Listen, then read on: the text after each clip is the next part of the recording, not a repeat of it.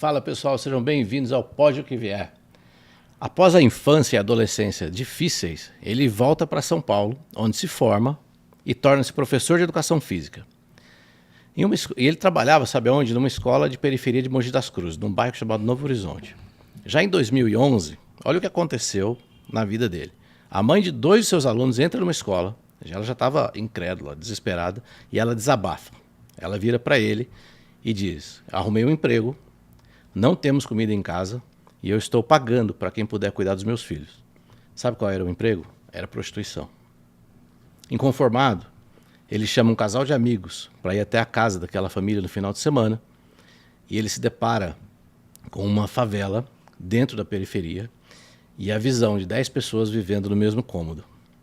Além do inconformismo e da compaixão, rolou ali também, sabe o que? A identificação, por ele já ter vivido como aqueles meninos.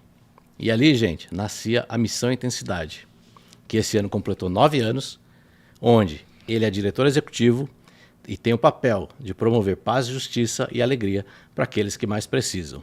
Eu converso hoje com o Rodrigo de Souza, o Rodrigão do Intensidade. Isso aí, Marcão. Arrebentou na apresentação. Gostou? Aí, mano. Fez o papel, a lição de casa, né? Deu uma emocionada? Deu uma emocionada? Viu? Arrebentou, né, velho? Já dá pra ir embora já, né? Pode ir embora já. O Fernando, ele emociona rapidinho, viu? Uhum. Não, todo mundo aqui, né? Todo mundo é emocionado, né? Não, se ele vê uma pizza já uma pizza de margarita, ele já fica meio emocionado já. O Fernando ele tá sempre aqui comigo, viu? Né? Fernandão é desocupado. A voz, né? É desocupado. A voz além. Não, ele não tem o que fazer, quer fugir da mulher dele, ele vem aqui. A verdade é essa. Só Carol não vê isso aí, tá?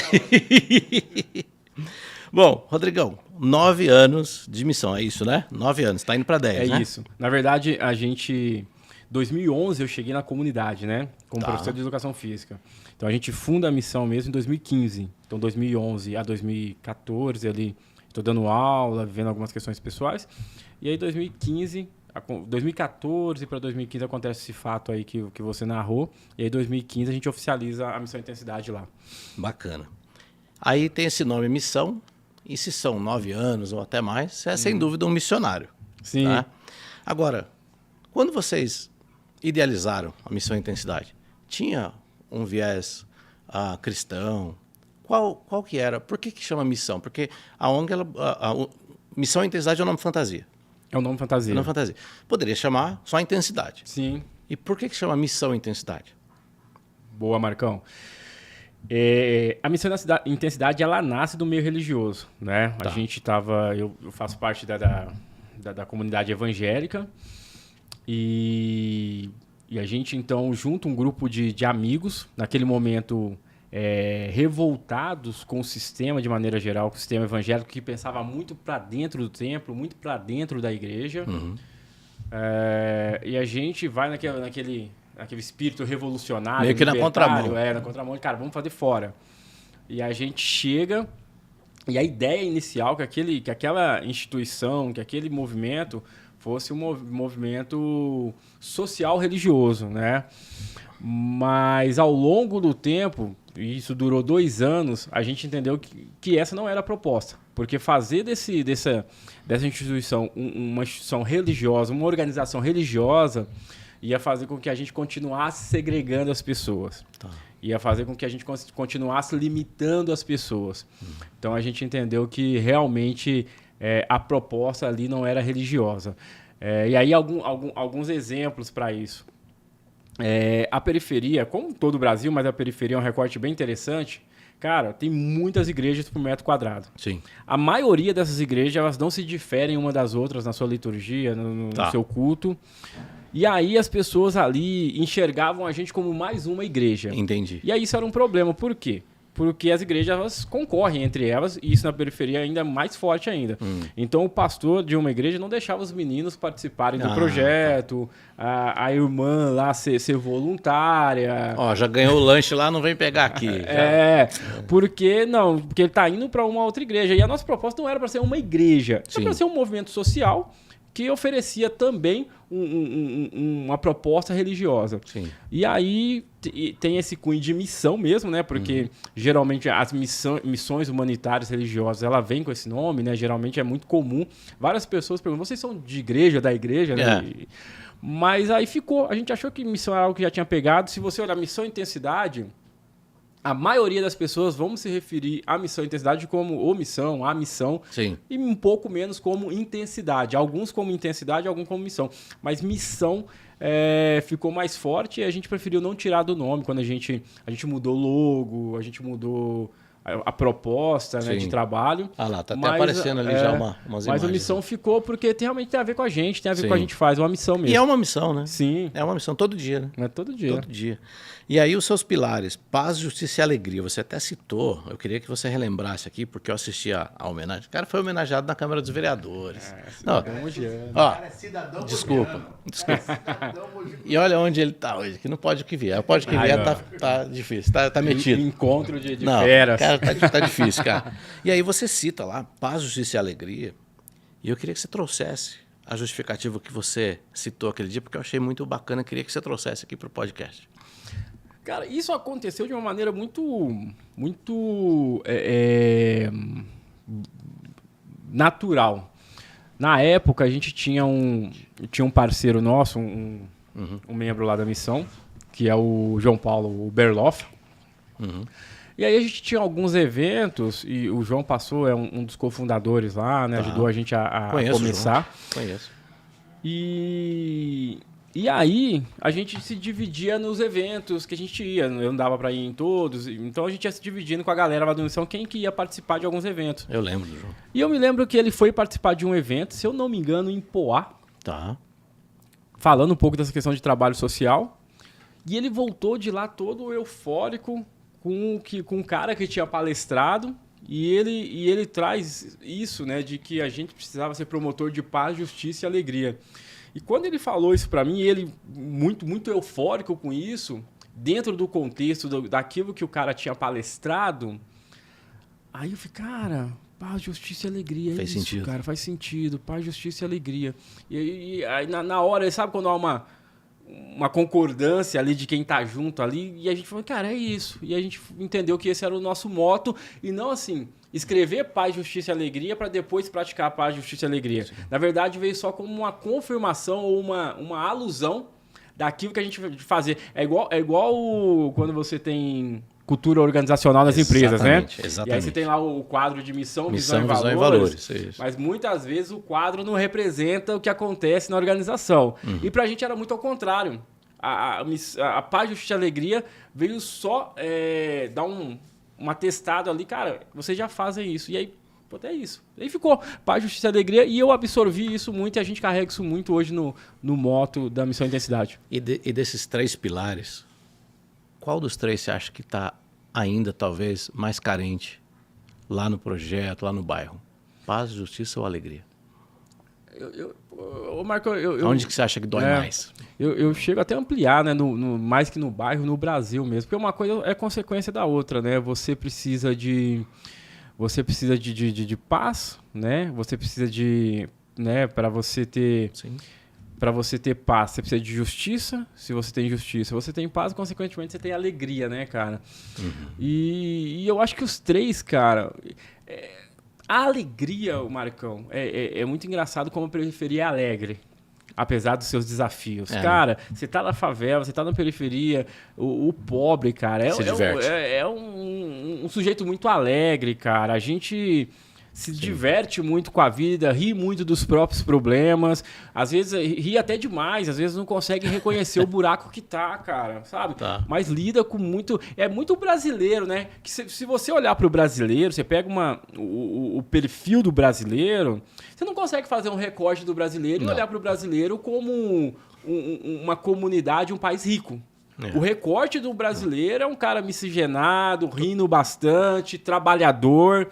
Essa ideia do cara de classe média alta, homem branco, de olho claro, rico, é uma ideia de países europeus, né? Eu acho que nem dos Estados Unidos. Então, quando você quando você olha assim, o que o Brasil te lembra? Qual que é o recorte? Quando você vê as propagandas de TV querendo mostrar o Brasil para fora, tal, enfim... Qual que é o recorte que você lembra? Você lembra daquele cara alegre, sorridente, né? É o Zé. É o Zé, sabe, cara? E a periferia é muito esse recorte, né? O cara que acorda de manhã, que vai trabalhar, que pega o trem lotado, que pega o busão lotado. Então, essa alegria, ela é muito presente na periferia, cara. É muito presente, apesar das dores. E aí eu acho que a gente acaba, consequentemente, tendo... pessoas muito alegres, mas que não conseguem reconhecer muitas vezes a falta de paz. E aí talvez agora, ficando mais claro para mim, talvez falte justiça. Então esse seja o grande problema. Justiça porque falta educação pública de qualidade. Sim. Que é um direito de todos. É um direito de todos. Falta saneamento. Saúde pública de qualidade, falta moradia básica de qualidade, né? Um dia uma pessoa, porque assim, a missão intensidade, o moto, né, ali o slogan, que é o nosso sonho, é promover paz, justiça e alegria a quem é de direito.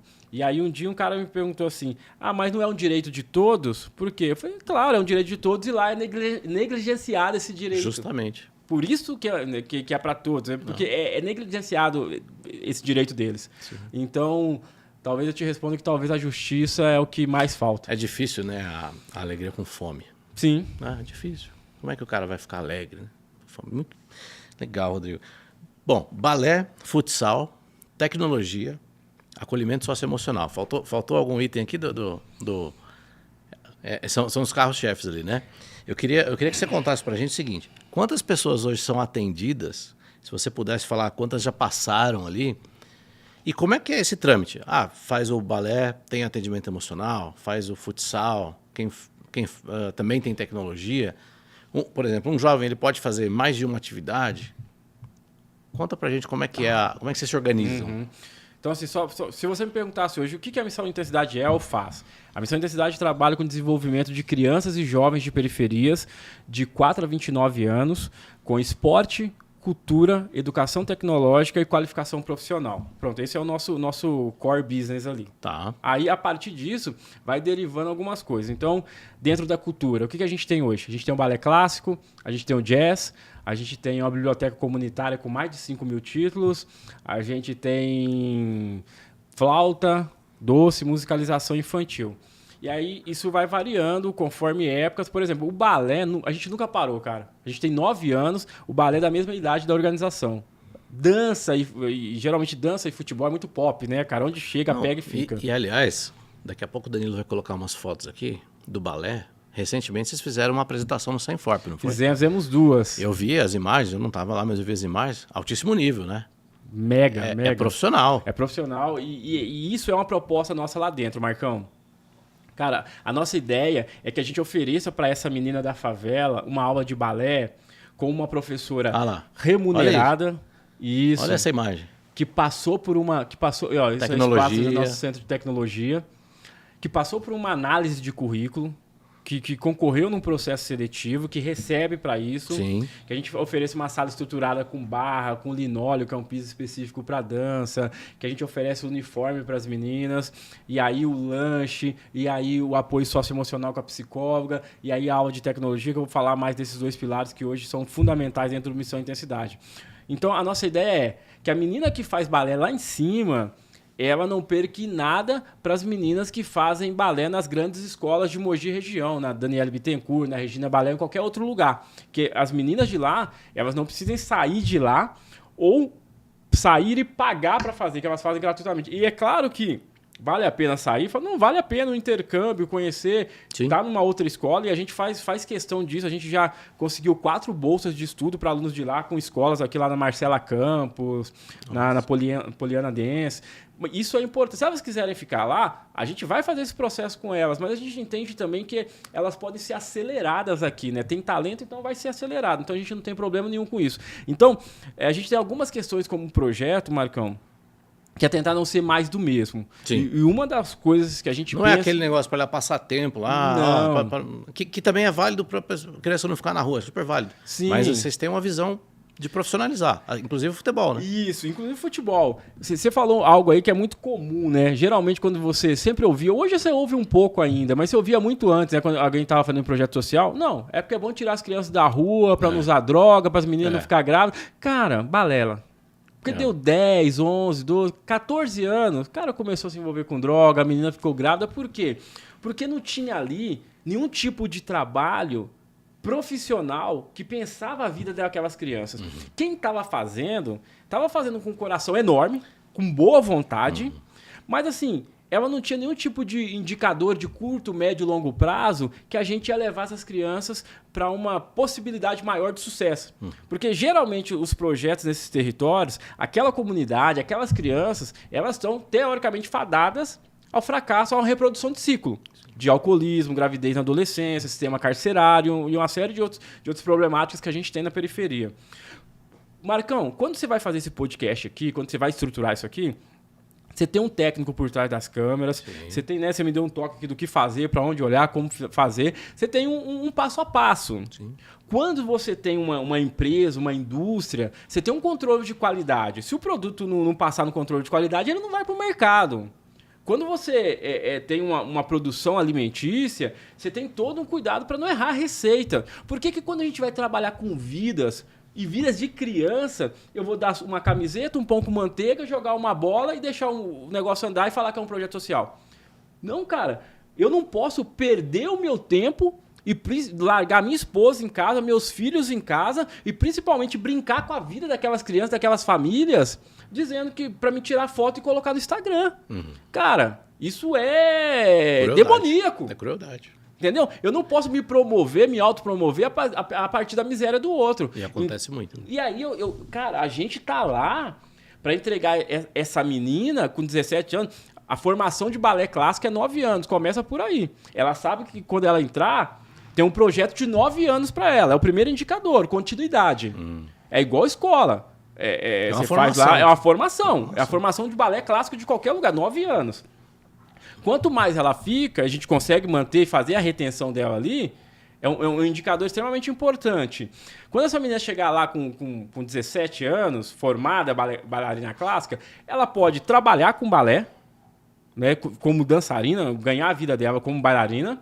Ela pode ser uma professora de balé ou ela vai ser uma cidadã bem formada, inserida na sociedade para trabalhar, para estudar, porque a gente ofereceu isso para ela, porque daí entra isso que a gente falou.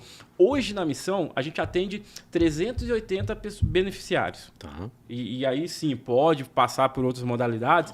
E o que acontece com essas modalidades? Hoje é uma prerrogativa nossa. Todos os nossos atendidos, independente da atividade fim, tem que fazer aula de educação tecnológica e tem que fazer desenvolvimento socioemocional com as psicólogas. Então, a menina do balé chega lá, o balé baby, todo mundo toma café, o balé baby tá com a professora no balé, aula técnica, professora. Primeiro ano do balé tá na educação tecnológica com professor remunerado, profissional de tecnologia. E o segundo ano do balé tá no desenvolvimento socioemocional com a psicóloga, trabalhando metodologia pronta. Tem uma metodologia que a gente usa, não é, hoje eu quero fazer. Não, tem uma metodologia, um passo a passo para trabalhar. Por quê, Marcão? Primeira coisa, se o mundo é tech, a favela precisa ser tech. Se a gente quer reduzir a desigualdade social, a gente precisa reduzir a desigualdade digital. O que a minha mãe, cara, e um monte de gente, minha avó, passava mal por ser analfabeta convencional, não saber ler o nome do ônibus, não saber escrever o próprio nome, não saber fazer uma assinatura no banco, daqui a 5, 10 anos, a gente vai passar por ter analfabetos digitais. Sim. Hoje você vai marcar uma consulta, é link, cara. Na prefeitura, você não consegue falar com ninguém por telefone. Você vai precisar de na pandemia, cara, abril, maio de 2020, pico da pandemia, liberando auxílio emergencial, municipal, estadual, federal, benefício disso, benefício daquilo. Para o cara conseguir pegar. A galera não conseguia fazer. A galera mal, estourando pandemia. Muitos não tinham CPF, não sabia o CPF. O que a gente fez? Convoquei um monte de voluntário e falei, olha, gente, vocês estão vendo a situação aí, tá morrendo um monte de gente, só que a gente não pode desamparar esse pessoal. A gente precisa ajudar eles. Eu tô indo, quem vai comigo? Cara, subimos 20, 30 voluntários na rua, botamos mesa na rua, notebook, celular, porque assim, o pessoal eu lembro. ou não tem celular, ou não tem internet, ou não tem expertise para operacionalizar todo o processo. Cara, gente com o celular na mão, uma fila, cara, de quase 100 pessoas, a gente cadastrando auxílio emergencial, gente com problema no CPF, gente com problema de endereço, e auxílio disso, e ali. Cara, uma fila. Isso, cara, abril, maio de 2020, pandemia estourando, morrendo gente pra caramba. E vocês cara, lá? Gente, não dou garantia nenhuma, quem vai? Então, cara, a gente precisa levar uma inclusão digital digna e verdadeira para dentro da periferia. Não adianta você botar um computador lá, botar 3 crianças num computador só, entendeu? E fazer ali Cara, isso não dá. E aí, esse é o primeiro ponto. O segundo ponto, Marcão, Cara, o que é inteligência emocional? Não sou especialista nisso, mas de tanto me envolver com isso, eu tô gostando. E o que é inteligência emocional? É tomar a melhor decisão em momentos de alta pressão. Ok. Você quer um dos piores ambientes, um dos ambientes com mais pressão que tem a periferia? A periferia vive 24 horas sob pressão. Porque é de todo lado, né? Falta comida, falta moradia digna. Segurança. Falta segurança. Saúde. A saúde é ruim, a escola é ruim. Você não sabe se a casa vai desabar. Aí a menina que passou 10 anos sendo abusada sexualmente pelo avô, pelo tio, pelo vizinho. Aí chega com 15, 16 anos, como que essa menina vai se inserir no mercado de trabalho e se sujeitar a uma autoridade masculina? Como que essa menina ela vai achar que ela tem direito a ser amada e querida por um homem porque o homem violentou ela? Então ela entrega a vida dela para qualquer Zé Mané e esse cara vai encher de filho, vai espancar ela e ela acha que tá normal. Aí você pega um moleque que tem 15, 16 anos e ele já teve 5 padrastos. E desse padrasto, 3, 4 judiou dele, cara. Foi ruim com ele, abusou dele. Esse moleque ele vai querer sair a qualquer momento, porque ele mora em 1, 2 cômodos, e vai querer tomar o celular de alguém. E aí vai parar na Fundação Casa, cara. Então, você precisa da inteligência emocional para a comunidade periférica. Você precisa da inteligência emocional. Todo mundo precisa. Mas como você tem mais pressão, como você tem mais violência, você precisa dar mais força mental para essa galera. Então, hoje... Todo mundo, os meninos do futebol, sub-8 na quadra, sub-10 no socioemocional, sub-12 na tecnologia. A gente cerca todo mundo. Porque se não for... E o psicólogo, as psicólogas sempre ali, né? Sempre ali. Porque, cara, se tem um talento no futebol, a gente tenta arrumar um peneiro, um caminho, alguma coisa. As meninas do balé, processo de formação. Os meninos tecnológicos, a gente vai vendo oportunidades. Qualificação profissional, cara, a nossa qualificação profissional, Marcão, vamos lá. É algo... Cara, eu sou suspeito para falar, mas assim, Você consegue trazer números, por exemplo, de empregabilidade que vocês já conquistaram? Consigo, cara. Que você consiga a gente vai ter uma avaliação agora, porque nesses 2 últimos meses a gente teve um recorde que a gente nunca teve lá, cara. Esses 2 meses agora a gente chegou a quase 20 empregados agora de maio, abril, maio e junho. Então a gente vai precisar atualizar lá. Até então a gente tinha 52, 53 ao longo da história da Missão Intensidade. Talvez você me fale, Rodrigo, 50 pessoas em 9 anos colocadas no mercado de trabalho é pouco. Cara, depende da conta que a gente vai fazer. Primeiro que tendo em vista que a gente começou com a qualificação profissional em 2021. E são 50 vidas, né? E são 50 vidas, não é número, exatamente. São 50 vidas que vão ser pai de família, mãe de família. Cara, o menino chega para fazer qualificação profissional com a gente lá, ele tem a aula de qualificação profissional, geralmente a gente trabalha oficinas digitais, ferramentas digitais do mercado de trabalho, depois da fase 2 tem programação, enfim, ele faz a parte tecnológica. Aí são 2 dias na semana. No segundo dia, ele faz a parte de inteligência emocional, metodologia Gerando Falcões, que é o quê? Que é o programa Jovem Falcão. São 7 pilares da inteligência emocional. Então ele vai trabalhar gestão de conflito, inteligência emocional, relacionamento interpessoal, autoconhecimento. Ficam 6 meses estudando isso. No lado tecnologia, no lado a questão da formação comportamental. Cada um desses jovens tem um mentor de carreira que faz 10 encontros via chamada de vídeo com eles e um mentor de inteligência emocional que faz 10 chamadas via chamada de vídeo com eles. Então você imagina... Esses mentores são voluntários? São voluntários. A gente capta todo semestre. Estão todos inclusive, no mercado de trabalho, são pessoas com expertise. Geralmente o pessoal de desenvolvimento humano, o pessoal que está na frente de empresa, gerente, supervisão. Então tem que se sentir seguro para fazer isso e mais, né? Tem que ter esse senso de missão. Porque é quase, muitas vezes, mentorear alguém que não quer ou não entende que precisa. Tá. Então, os nossos mentores estão muito canseiros com os nossos meninos. É um jogo de lá e cá, a gente ficar conectando, cara. Fora autoestima, né? Que, não, isso não é para mim. Exatamente. Me diga uma coisa. Você, como está bem próximo, sua equipe está bem próxima dos jovens, e a gente está falando de empregabilidade. Quando chega um currículo de um jovem, eu vou falar um jovem de favela, Sim. um jovem da favela. Chega um currículo aí... Eu tô te cortando um pouquinho, rapidamente. Agora, esse ano, o IBGE e os órgãos aí reguladores, aí, Ministério, né, enfim, oficializou novamente esses territórios como favela. Porque, então, assim, não tem nenhum tipo de questão pejorativa ou de falar favela. Porque até a última nomenclatura eram aglomerados subnormais. Né? E aí... Eu não consigo nem lembrar o que ele falou. Eu tenho TDAH, vou guardar um negócio desse jeito. Foi variando comunidade, depois teve várias coisas ao longo do tempo, né? Aí agora, de último, eram aglomerados subnormais. Hoje, o termo favela... ele se tornou um orgulho, dizer, olha, eu sou da favela, eu moro na favela. Que bom. Deixou de... E quem trabalha nesses ambientes, nesses territórios, chegou e falou, olha, coloca favela porque é assim que a gente quer ser chamado. Então não tem problema em falar favela. E, legal. Então quando um currículo chega numa grande empresa, de repente cai lá no RH e o CEP remete a uma favela.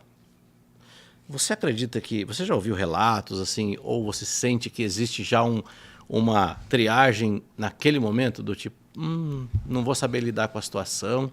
E como é que a ONG, como é que a missão consegue ajudar nesse sentido? Para quebrar isso, para mostrar... Porque isso deve ter acontecido. Sim. Né? Às vezes a empresa fala, não sei se o grupo aqui vai saber lidar e tal, então é muito longe, ou parte do pressuposto que a pessoa vai faltar, não vai ter disciplina. Aí onde que entra a missão para poder ajudar nisso? Cara, processo de educação. E aí é um trabalho de formiguinha. Quando a gente está no processo de formação com os meninos lá, Marcão, qual que é o nosso discurso? Bato pesado. Cara, você trabalha de segunda, foi contratado para trabalhar de segunda a sexta, precisa de ir no sábado? Cara, você tem que ir no sábado. Foi contratado para trabalhar até às 17, precisa de você até às 19, cara, não reclama, trabalha. Claro que tem seus limites, mas a ideia é, cara, você sabe que ônibus aqui é difícil. Então, se o seu ônibus é o das 7, pega o das 6, cara, porque você sabe que pode quebrar no caminho, que é comum o ônibus quebrar, que ele pode não passar. Então, a primeira coisa que a gente trabalha com eles é esse senso de profissionalismo, compromisso e responsabilidade. Então, a gente pega pesado. Sabe o pai que fica falando na sua orelha, quando você, você tem que fazer isso, não pode chegar atrás. A gente trabalha muito pesado com isso, mas não só fala, porque não é só querer. Você tem que virar chave. Tem o tal do mindset, né? Você tem que virar chave, você tem que ir falando, você tem que ir mostrando um processo de convencimento. Na outra ponta... é a mesma coisa. Você tem que bater nas empresas e falar para ela, cara, você tem que estar disposto a ter um óleo para queimar. Você tem que entender que esse menino, ele passou 15, 16, 17 anos da vida dele numa realidade, cara, completamente diferente daquilo que você precisa aqui. Se a gente está falando hoje em pautas, principalmente empresariais de ESG, responsabilidade social, de inclusão, cara, a gente precisa... E aí eu sei... que nem toda empresa ela consegue ter esse lastro para ter esse tempo todo. Então, você pega pequenas e médias empresas, muitas vezes elas não conseguem. Ela contrata alguém, ela quer alguém basicamente pronto. Ela não está disposta a formar alguém. Mas é aquela coisa também, né? Se você fala muito sobre inclusão, se você fala muito em ajudar, e quando eu for grande, eu vou... Não, cara. Se você não fizer agora, que você é pequeno, você também não vai fazer quando você for grande. Então, assim... o que eu tenho feito com os parceiros da missão, quando eu tenho a oportunidade de falar aqui, de ir nas empresas, de conversar? Cara, você precisa ter uma paciência, porque esse menino muitas vezes vai chegar aqui escrevendo a gente junto, escrevendo com certeza junto. Sim. Entendeu? Esse menino aqui, muitas vezes, ele vai fazer xixi no chão, na beirada do vaso, não vai limpar, porque muitas vezes na casa dele não tem nem privada. Ele não tem uma cultura de entendeu? Sim. Você vai ter que ensinar isso para ele. Você está disposto? Sim. Então, hoje já tem até uma... Isso tem sido bem recebido nas empresas? Porque, assim, realmente, muito se fala hoje do ESG, né? Todo mundo fala que tem a agenda ESG e tal, tem o meio ambiente, tem a sustentabilidade social, mas isso aí você sente que está realmente acontecendo, está tendo engajamento, ou na proporção do tamanho que são as empresas, e às vezes o grupo que entra num programa, porque surgem, né, muitos programas de inclusão, e às vezes contratos 10, 12, mas assim... Ainda é pouco? É pouco. Pelo tanto que divulgam? É pouco, tem mais Porque propaganda, divulga bastante. É. O que eu vejo por enquanto, Marcão, é que isso tá vindo muito de cima para baixo. Então, assim, o cara lá, o chefe do RH tá tentando, o diretor lá de responsabilidade social tá tentando. Só que as pessoas que estão ali dentro, por exemplo, o chefe lá da produção... Do setor que vai trabalhar. Que vai receber esse menino, ele não foi preparado. Não foi pra receber sensibilizado. Esse menino. Não foi sensibilizado. Então esse cara não tá nem aí, ele quer fazer o negócio dele andar, mano. Então, vem de cima, é uma política de cima para baixo que não tá formando todo mundo. Então, muitas vezes... Você coloca um menino para trabalhar num determinado setor, e esse menino é da favela, sumiu um celular lá, o primeiro a apontar para usar vai ser esse menino. Acontece isso. Entendeu? Entendi. Então, eu acho que tá todo mundo tentando. Tá. Tentando, muita gente bem intencionada tentando, mas ainda está longe do que a gente precisa. Né? Eu acho que tem um trabalho de educação, de conscientização e mais, Marcão, tem uma pressão dos acionistas, dos investidores. Então isso é bom, sinal que tem um caminho aberto. Isso precisa ser construído e precisa também respeitar o outro lado. Outro dia eu vi uma amiga que trabalha com esse setor dentro das empresas, ela se sentindo pressionada por ter que botar pra gente... botar para dentro muita gente não qualificada, não capacitada e ter que bater as metas para fazer isso acontecer, porque ela tem que entregar a meta de ESG e responsabilidade social. Então isso estava gerando um desgaste para ela também. Então a gente vai precisar ajustar todos os lados. Todo mundo vai ter que parar para conversar e ajustar. Porque muitas vezes acaba admitindo errado, né? Contratando errado. Se for no anseio de bater uma meta, e aí você acaba não fazendo o processo seletivo que você deveria fazer e não encontra o perfil que você precisava, né? É que na verdade não é nem assim. Você já sabe que você vai contratar errado, entre aspas, no sentido de que, por exemplo, hoje tem uma empresa... Eu quero dizer assim, né? Você pegar uma pessoa que não tem aptidão para trabalhar com pessoas... Sim. Sim. Seria uma pessoa mais de processos e você coloca, não, vai aqui mesmo porque eu preciso fechar essa vaga. E aí você pega uma pessoa intrínseca para trabalhar, por exemplo, com atendimento ao público. Sim. Entende? Sim, e aí falar, não deu certo, porque o cara é ruim. E, na verdade, não contratou bem. Rodrigo, você chegou hoje aqui falando de core business, mindset. O cara tá... Eu tô gastando aqui meu... Não, o cara tá... Meu ramo de empreendedorismo. Não, aqui, o cara né, tá... Aí... Aí, assim, você... Hoje a Gerando Falcões, você citou a Gerando Falcões, né? Tem a Falcons University, não é? Ela, me corrija se eu estiver errado, mas ela ajuda ONGs a adquirir know-how, profissionalizar, expandir, né? Estabelecer metas. Você fez a formação? Fiz a Falcons. Você quer falar um pouquinho da formação? Sim, como é que foi? Fiz em 2021. Inclusive, a gente estava no processo de pandemia. No primeiro semestre de 2021, sou da turma 3, eu acho. Cara, é sensacional. Primeiramente, assim, até abrir um parênteses para falar da Gerando Falcões. Né? A Gerando Falcões faz o que a gente faz, mas está 10 mil anos luz na nossa frente, porque tamanho, né? Foi precursor, talvez, né? Nessa magnitude, talvez, no que diz respeito à profissionalização. Isso. Ela foi inovadora. Eu não conheço no Brasil, eu não vou falar em termos de mundo, porque muitas coisas são diferentes do contexto, né? Mas no Brasil, não tem uma ONG dentro do setor daquilo que a Gerando Falcões trabalha, desenvolvimento comunitário, erradicação da pobreza, fazendo igual os caras estão fazendo, cara. Tá. O Edu é um visionário, assim, é um cara que, cara, é inspirado, assim, por Deus. E ele é aquilo mesmo que a gente vê ele falando. É aquilo, assim, cara. Ele é aquilo. Pra cima a todo momento. Claro que tem seus desafios, mas pra cima a todo momento, pega, faz. Cara, o Edu é sensacional. Então, a Gerando Falcões resolveu mexer na raiz do problema, cara. Isso daquilo que ela se dispôs a fazer. Você vai discutir questões políticas, históricas, aí é um outro ponto. Mas dentro daquilo, cara... Porque tem muito isso também, Marcão. A gente que trabalha com social, na maioria das vezes, ou digo talvez até na minoria das vezes, a gente precisa ser utópico, revolucionário, precisa ser... Porque se você... Aquilo que eu falei, se você vai ser mais do mesmo... Daqui a pouco você está ali fazendo coisas junto com pessoas que nunca fizeram e fazendo aquilo. E as coisas não estão resolvendo. Então, a Gerando Falcões falou, não, eu vou fazer. O Edu foi lá e falou, eu vou fazer. E resolveu fazer e acelerou o processo. E está dando muito certo. E uma das coisas é a Falcons, né? Por quê? Os caras estavam crescendo. E aí eles queriam expandir e tal. E aí chegaram a pensar em criar franquias da Gerando Falcões. Aí chegaram a pensar em criar filiais e tal. Só que daí, eles, graças a Deus, eles falaram, cara, a gente tá forte. Aí a gente vai chegar num território, numa cidade, vai pegar uma pessoa que está ali trabalhando há muito tempo, que tem seu sonho, que criou o nome da organização, eu vou lá, vou colocar a placa da Gerando Falcões, vou levar toda a nossa identidade para lá e matar aquele cara só porque o cara vai, né? Numa dessa, muita gente vai embora, né? Cara. Aí a pessoa tá ali há 20 anos, 25 anos, 15 anos tentando fazer, a gente chega lá forte e a pessoa aceita porque ela tá cansada, mas a gente mata o sonho dela, porque ela que construiu aquilo ali, o nome, ela que colocou. Enfim, e aí eles fizeram o quê? Então a gente faz a formação na Falcons, potencializa, empodera esses líderes sociais para desenvolver suas organizações e essas organizações fazem parte da rede de ONGs da Gerando Falcões. Então a gente aumenta o nosso impacto através dessas ONGs. Primeiro, a gente forma eles, capacita eles, profissionaliza eles e, a partir daí, a gente trabalha junto com eles para impactar e expandir o nosso trabalho. Então, é uma formação muito profissional, é praticamente uma pós-graduação de 6 meses. Quanto tempo dura? 6 meses? 6 meses.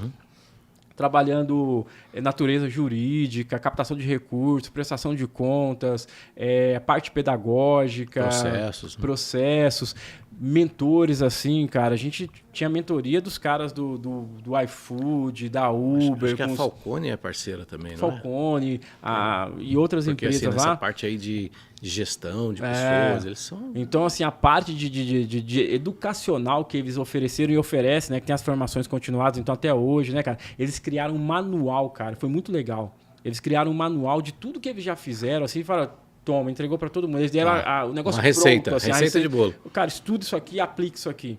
Cara, então, é sensacional, foi sensacional. E aí tem que tirar o chapéu. Tem duas questões. Quando eu cheguei na Falcons, e aí a gente foi lá, ouviu a apresentação, o que era, o que não era, como que eles pensavam. Primeira questão, eu fiquei muito feliz porque eu voltei pro nosso time lá e falei, cara, a gente pensa igualzinho. Só que eles já estão fazendo, estão lá muito lá na frente. Só que a mentalidade é igual. E aí a gente passou a aprender isso e conseguiu ter mais subsídios para aplicar. Então foi bem bacana. Foi a partir daí que vocês idealizaram expandir para o Alto Tietê? Porque você falou outro dia na entrevista que vocês pensam em atingir as 10 cidades. São 10 cidades, né? São 10 cidades do Alto Tietê. Como é que é isso? Na verdade foi antes até. Porque isso, o que acontece? A gente começou em 2015, então a gente veio os 2 primeiros anos ali muito intenso, porque está começando, tem uma realidade ali que você quer resolver, então muito voluntário, muita gente, muita atividade. Depois de 2 anos a gente estava assim, muito cansado, fisicamente, mentalmente, espiritualmente. E a gente falou, ou a gente para, que está todo mundo cansado, ou a gente continua a fazer o que a gente está fazendo, que é muito legítimo, porém isso aqui não vai mudar, vai ficar assim.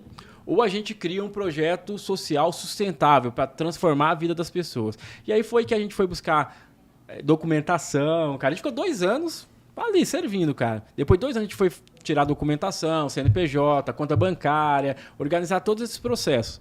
E aí a gente vai e começa aí nosso processo de profissionalização, na verdade. Aí você está falando desses termos aí, né, coach, mas em 2018... 2017 para 2018, que daí a gente recebeu um presente de uma consultoria empresarial aqui de Mogi para ajudar a gente. Aí eu começo a conhecer modelo de negócio Canvas, análise do SWOT. Aí fizemos todo esse processo assim, de modelagem de negócio, começar a entender processos gerenciais, processo de gente, de ferramenta. Então isso já em 18, 19. Então a gente começou o processo de profissionalização, começou a pagar alguns professores, melhorar a captação de recurso. E aí quando chega em finalzinho de 2019...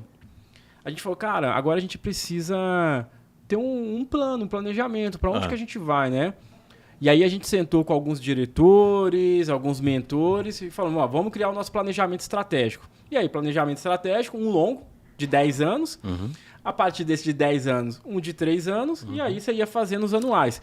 Então, a gente criou um planejamento de 2020 a 2030. Então, a Missão Intensidade hoje ela tem um planejamento estratégico de 2020 a 2030. A gente sabe onde a gente quer estar em 2030, cara. Isso é muito legal, porque parece coisa de empresário e tal. Cara, mas é muito interessante. Quando você sabe para onde você está indo, você resiste melhor às pancadas do caminho. Porque você sabe onde você quer chegar. Então, todas as oscilações do problema. Se você não sabe, quando vem o problema, você, pô, vou parar, vou desistir e tal. Mas, cara, a gente sabe onde a gente quer estar em 2030. Ainda que atrase alguns processos, algumas metas, cara, tá indo. Hoje você fala bastante da ONG ser autossustentável. Você fala ou de não autossustentável, mas de ser sustentável. Além das doações que chegam, se você quiser citar, claro, as fontes de doações, tem outros recursos. Como é que sobrevive hoje a Missão Intensidade? Cara, a gente quer buscar essa autossustentabilidade, é um grande desafio. Então, hoje, a Missão Intensidade ela tem que captar, como todo mundo capta, em diversas áreas. Um dos nossos principais hoje investimentos é o nosso bazar. Hoje a gente tem um bazar social, nosso varejo social. Então é um bazar que fica no centro de Mogi, a ONG fica lá na divisa, na região da divisa. O bazar fica no centro, próximo à estação de Mogi.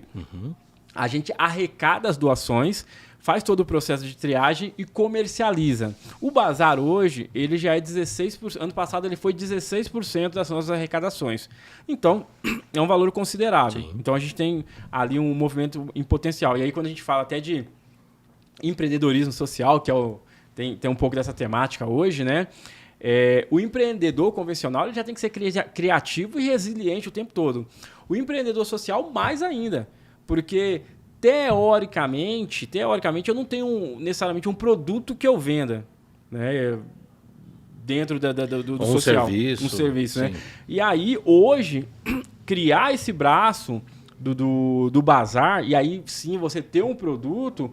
Isso fica mais fácil para a captação, né? Então, hoje a gente tem esse bazar, a gente arrecada as doações, comercializa e vende. Fora isso, tem os processos de captação com pessoa física, que é apadrinhamento, os programas de doação. Aliás, eu vou colocar no vídeo. Eu vou colocar... já está no vídeo, né? Você tem que falar que já está no vídeo. Está aqui no vídeo. O QR Code, para quem quiser se engajar. Dá para fazer, não dá? Dá, você pode ser um padrinho recorrente, você pode fazer doações avulsas. Então, tem uma série de coisas. Pode fazer doações para o nosso bazar, comprar no nosso bazar também. Mas, cara, tem uma série de formas de ajudar e contribuir, sendo voluntário também, que é importante. E aí, cara, então hoje a gente consegue hoje captar via editais, né? Tem que escrever os editais, concorrer e tal. Mas é isso. A gente...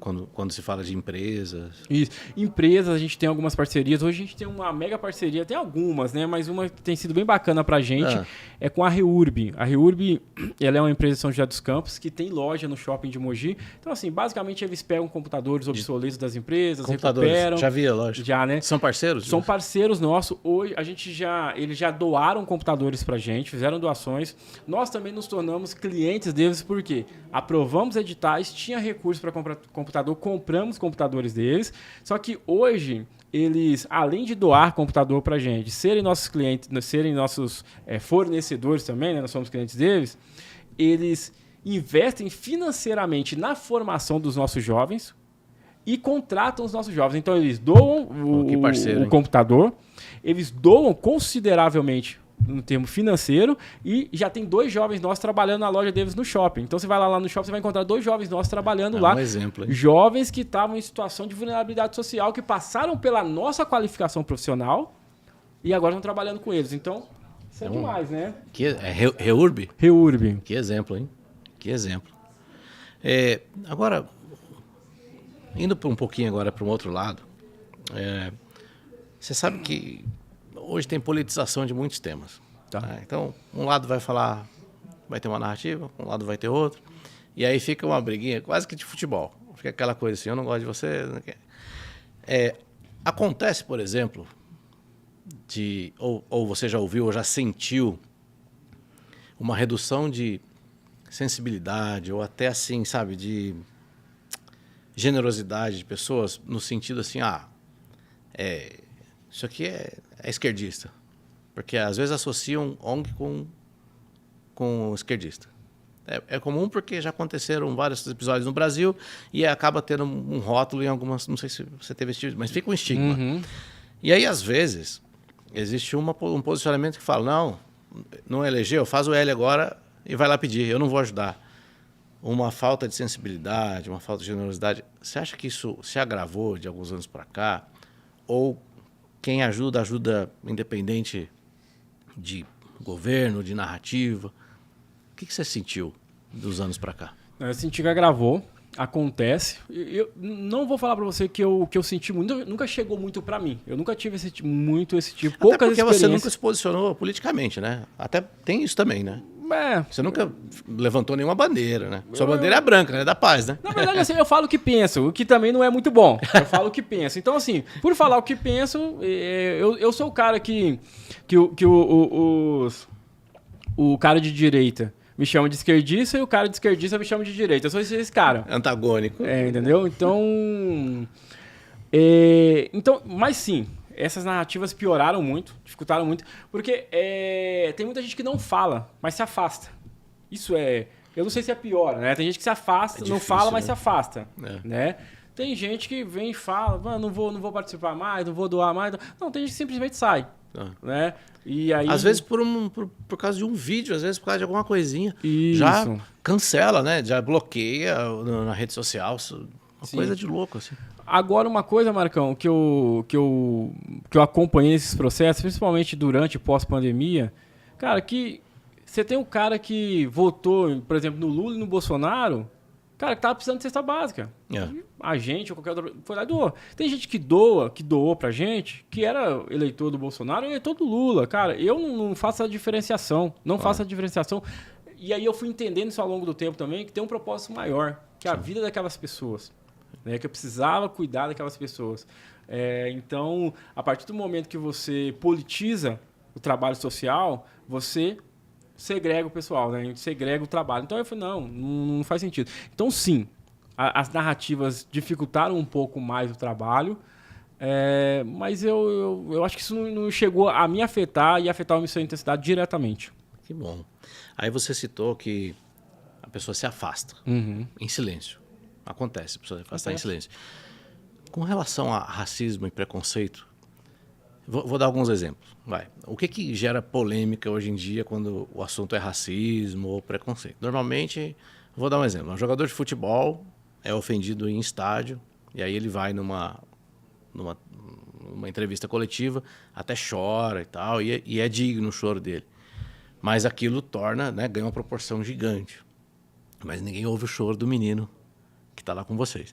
Agora, a minha pergunta é, o maior racista é aquele que ofende, com xingamentos e com brincadeiras talvez, ou é aquela pessoa que age em silêncio e pega o currículo e joga fora? Isso aí é pior, cara. O tal do racismo velado. Isso é pior porque é um inimigo invisível. Passa um pouco por essa questão do racismo estrutural. E acontece, né, Rodrigo? Acontece muito, muito. Marcão, você precisa me chamar aqui mais um episódio pra gente falar só de racismo. Vambora, vambora. Cara, é um assunto muito profundo, não dá pra tratar de maneira rasa. E acontece muito, porque é um inimigo invisível. Eu também tenho vontade de falar demais, só que se eu começar a falar, vão falar, você não tem lugar de fala, porque agora tem esse negócio de lugar de fala. Então, você não tem lugar de fala. Essa já é uma coisa também, assim, daquelas que eu concordo e discordo, é uma das que eu discordo. Eu acho que todo mundo tem que falar, isso atinge todo mundo. Atinge o branco e atinge o preto. Eu acho que tem o que é certo e o que é errado. Sim. Ponto. Eu acho que você tem que saber, talvez, o que a gente fala. Por exemplo, quando você diz que... A gente pode questionar o remédio, mas a doença não. Se você negar a doença, eu não abro nem diálogo. Se você negar que existe racismo no Brasil, cara, então não vamos conversar. Não faz sentido. Agora eu me abro para discutir com você alguns remédios que a gente está oferecendo. E aí a gente pode concordar ou não. E tudo bem. Entendeu? Aí eu acho que não existe lugar de fala. Existe um lugar de fala quando você fala para mim que não existe racismo.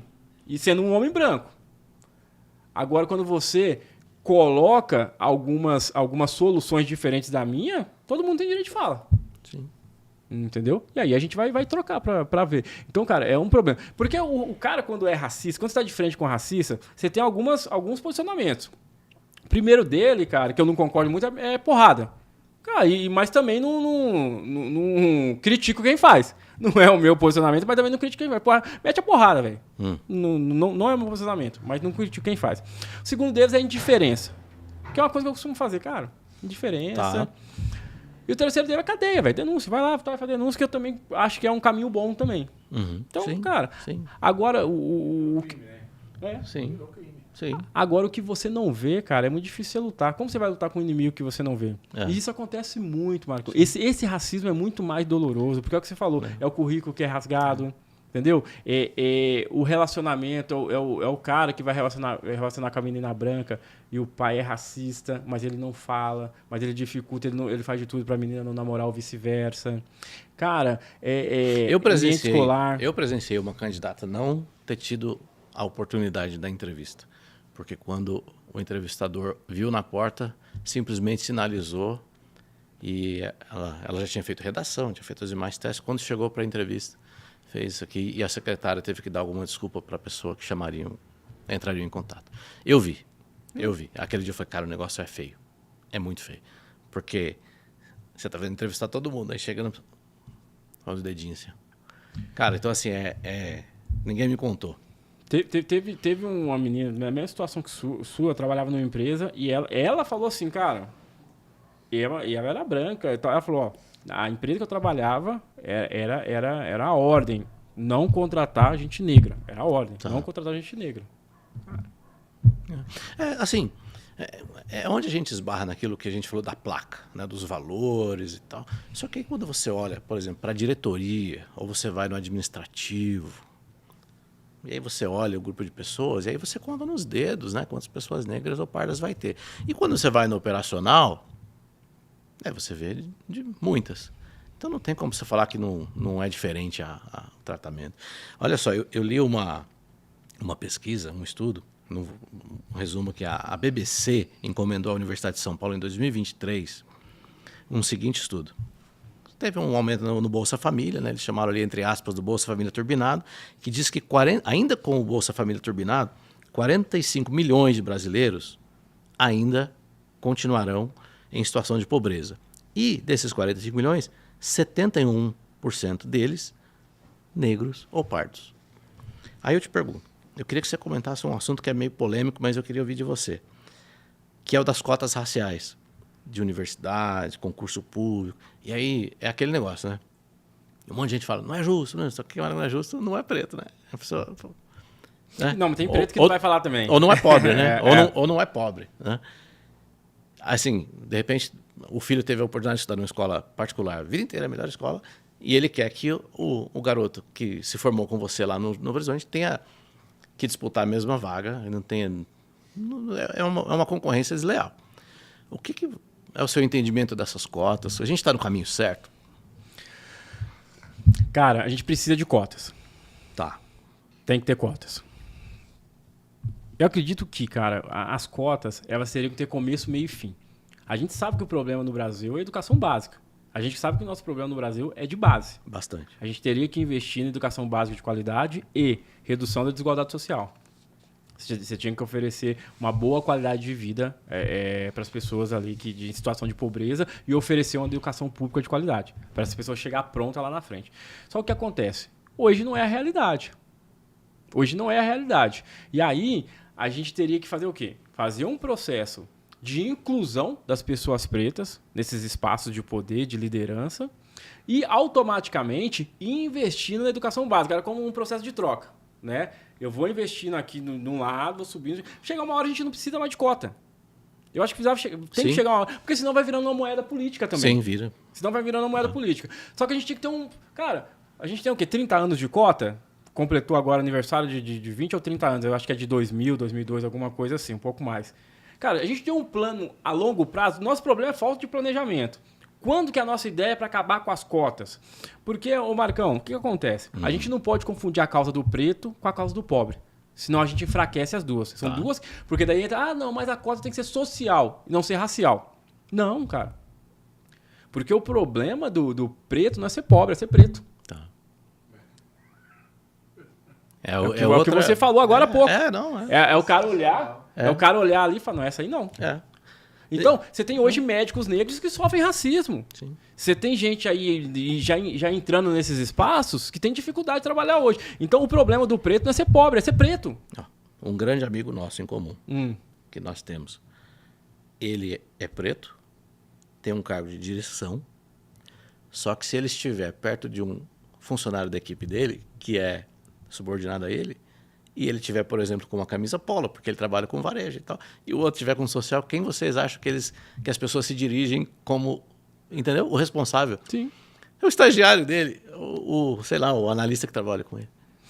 Hoje eu vi um vídeo de um médico negro falando, olha, tem uma festa junina na escola dos meus filhos, aí eu tava lá e tal, e aí a gente eu até postei no Instagram lá, ele falando, e aí ele foi no touro mecânico. Ele tava brincando no touro mecânico, aí tem o cartão... O menino. Ah. E ele, como pai, olhando o menino brincar e tal, e aí ele falou, ó, tem um cartãozinho, que é um cartão que a gente pega, um cartão de ficha, que vai passando para esgotar, para descontar. Aí veio uma mãe com a outra criança e falou, moço, tá aqui o cartão, eu sou a próxima. Como se fosse para ele cobrar se fosse o atendente. E aí ele vai dar um ensino pedagógico que a gente fala ali, né? Então isso é um problema. Agora, Marcão, não vou dizer que está começando a melhorar, mas já não é como era antigamente. Por exemplo, eu cresci num ambiente onde você olhava para a televisão, a maioria dos personagens negros que estavam na televisão estavam em personagens subalternos. Ou era cômico, né? Escravo, empregado doméstico, bandido. Aí você vai, mas tinha a Glória Maria, tinha... Cara, você vai nivelar pela exceção? Não dá pra nivelar pela exceção. Tem que ser a regra. Hoje você entra, por exemplo, numa farmácia, você vai ver um banner lá de uma família lá de negros lá. Você vai ver o médico dentro de uma farmácia, é o negrão de jaleco. Você vai no caixa eletrônico, você abre lá, tem uma família. Cara, isso é representatividade. Sim. Você precisa se ver em alguém que parece com você que tá bem. Eu não tinha isso na minha infância. Sim. Eu comecei a ter isso quando eu mudei para São Paulo, aqui para Mogi. Porque eu cresci em Minas e na minha época, o pobre era preto e branco. O rico era branco. Eu não cresci vendo professores negros. Eu não cresci vendo ricos negros. Eu não cresci vendo empresários, donos de negócios negros. Eu comecei a ver isso aqui em Mogi. Então, isso é representatividade. Então, você fala, mas o pobre também, não tem pobre que está passando... Tem, cara. Você vai lá na missão, você vai ver lá, o loiro do olho verde que não tem o que comer. E, às vezes, você tem até um preto lá que tá com a vida melhor que ele.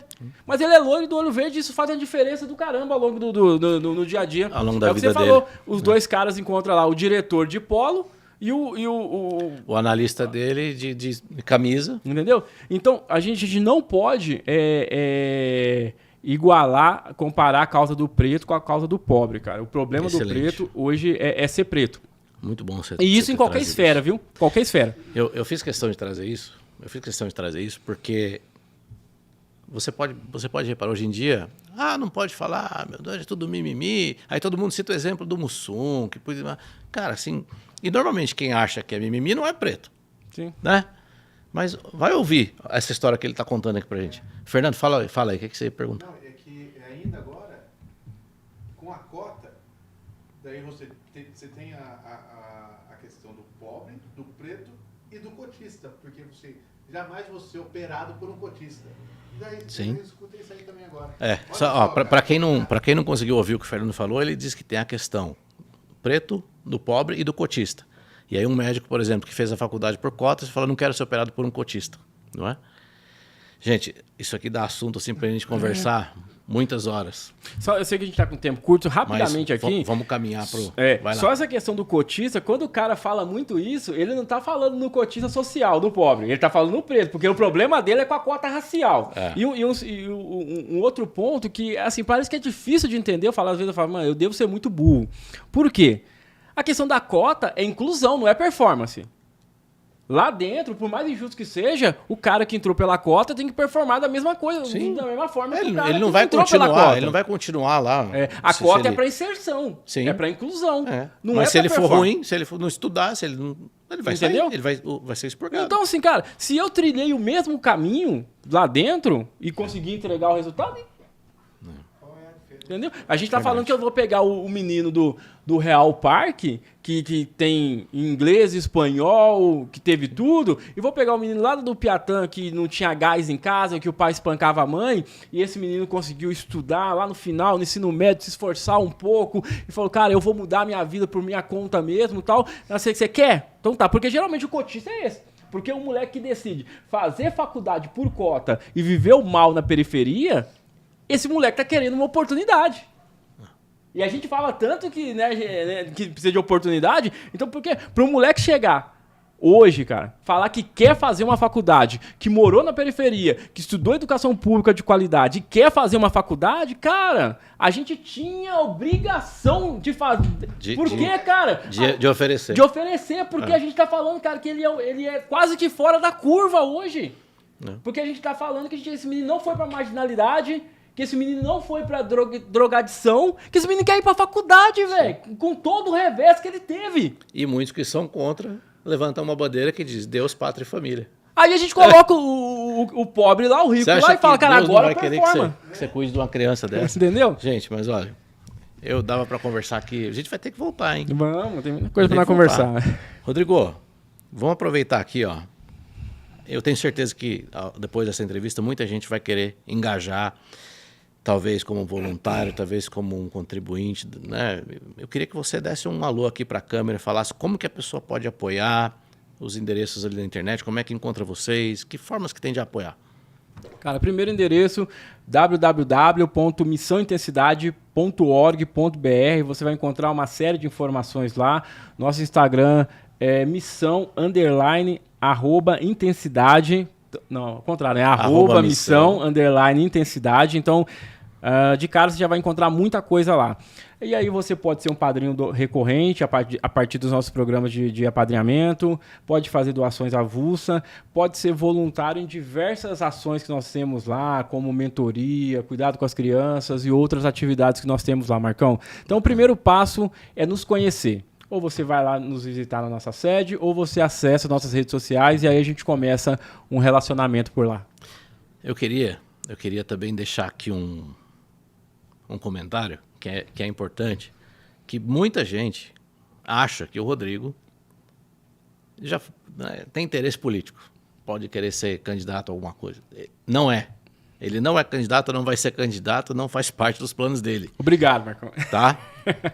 Essa entrevista não tem cunho político. E, outra coisa, para quem quiser saber da transparência, dos números, do balanço financeiro, eles têm total transparência para você que quer colaborar, mas já teve trauma talvez com alguma outra ONG, acha que vai ter algum desvio. A transparência é um dos princípios deles. Então você fique tranquilo se você quiser fazer parte desse projeto. Eu garanto para vocês que você vai estar lidando com gente boa, gente honesta, gente de caráter. Rodrigo, eu tenho aqui um hábito de fechar com a seguinte pergunta.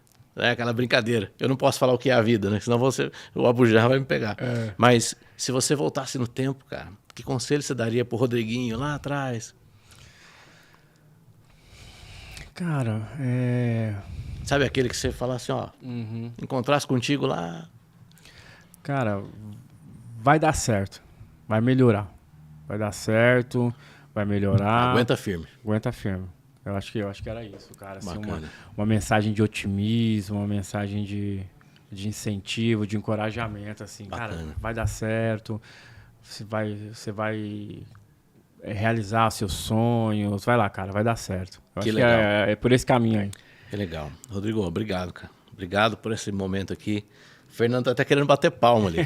Foi legal, 10, gostoso, né? Foi 10. Hoje, se a gente tivesse aqui aquela plateia do jogo, o pessoal ia falar... porque é demais. E vamos voltar, né? Tem que voltar, tem que conversar mais, né? Tem que abrir um podcast maior. Obrigado, viu? De coração por ter vindo. Foi uma aula. Foi um bate-papo, né? Pra mim, enriqueceu demais, né, Fernando? Foi demais. Muito sucesso, tá? Saúde, paz, alegria e justiça. Justiça. Eu que agradeço. Obrigado, meu irmão. De verdade, pelo convite. Gente, muito obrigado. Até a próxima.